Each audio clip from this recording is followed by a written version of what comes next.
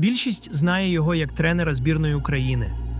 Але мало хто знає, що його історія почалася на Сумщині. Михайло Фоменко народився в селі Мала Рибиця на Сумщині та виріс у Сумах. Саме тут він зробив свої перші кроки у футболі у сумському «Спартаку». Потім були Луганська «Зоря», Київське «Динамо», Кубок Кубків, Суперкубок УЄФА та матчі за збірну СРСР. Але навіть після світової слави Фоменко ніколи не забував про Суми. Він став почесним громадянином міста та залишався однією з головних спортивних гордостей регіону. У 2012 році саме він очолив збірну України та попри кризу зібрав новий колектив і вперше в історії вивів незалежну Україну на Євро через повноцінний відбір. Після смерті у 2024 році поховали саме в Сумах. Це підкреслило його зв'язок із рідним краєм.